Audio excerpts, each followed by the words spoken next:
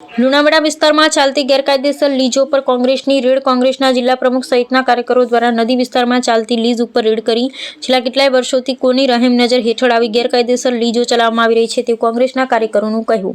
મહીસાગર ખનીજ વિભાગ ઘોર નિંદ્રામાં કે પછી આંખ આડા કાન? કોંગ્રેસની રેડ બાદ ખનીજ વિભાગ શું કાર્યવાહી કરે છે? છેલ્લા કેટલાય વર્ષોથી પાનમ નદી પટમાં ચલાવવામાં આવી રહી છે ગેરકાયદેસર લીજો. લાખો રૂપિયાનું સરકારને થઈ રહ્યું છે નુકસાન. ગાંધીનગર ખનીજ વિભાગ દ્વારા તપાસ કરવા લોકોની ઉઠી માંગ.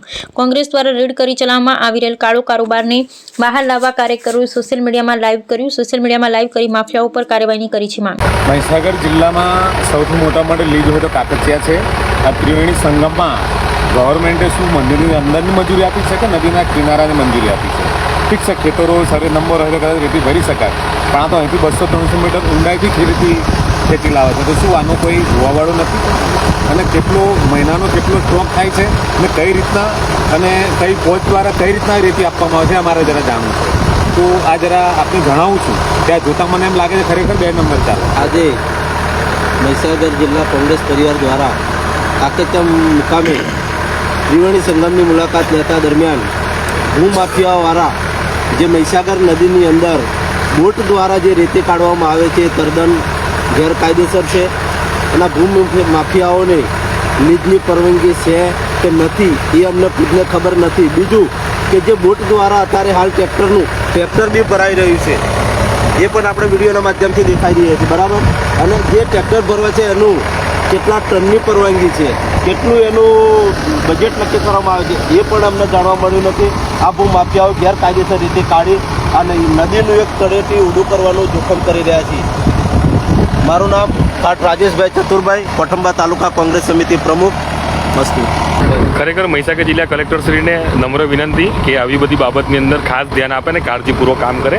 મહીસાગર જિલ્લાની અંદર જે ખનન જે થઈ રહ્યું છે એ બહુ ખરાબ બાબત છે અને મહીસાગર જિલ્લાના જાગૃત મહીસાગર જિલ્લા કોંગ્રેસ સમિતિ અને જિલ્લા પ્રમુખશ્રીઓને અને તાલુકા પ્રમુખશ્રીઓએ જાગૃત છે ત્યારે નાગરિકોના હિત બાબતની આ ચર્ચા કરી રહ્યા છે.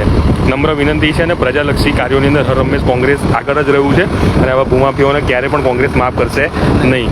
અને મહીસાગર જિલ્લાની જનતાને એક જાણવાજોગ સંદેશ, મહીસાગર નદીમાંથી આવડી મોટી લીજ હોય અને એ પણ પરમિશન છે કે નથી એ પણ ફક્ત ને ફક્ત ચોપડા ઉપર છે. એટલે તમામ વિનંતી. મહીસાગર નદીનામાંથી રેતી કાઢવાની મંજૂરી કોણે આપી એ સૌ પ્રથમ મહત્ત્વનો પ્રશ્ન છે અને કોના હાથ નીચે આ કામ થઈ રહ્યું છે એ મહત્ત્વની બાબત છે. એમાં જે તે અધિકારી હોય એ તાત્કાલિક ધોરણે સ્થળ તપાસ કરે અને આનું નિરાકરણ લાવે. જય હિન્દ, જય ભારત, ભારત માતા કી જય. મહીસાગર જિલ્લા કાકચિયા ત્રિવેણી સંગમ અમારા કોંગ્રેસ પરિવારની એક મિટિંગના આયોજનના ભાગરૂપે જવાનું થયું. તો ત્યાં આગળ ખનીજ નીકળતા જોયું તો ખનીજની તપાસ કરતા મહીસાગર નદીના કિનારે આ ભૂમાફિયાઓ ખનીજ કાઢી રહ્યા છે, બેફામ લૂંટ કરી રહ્યા છે.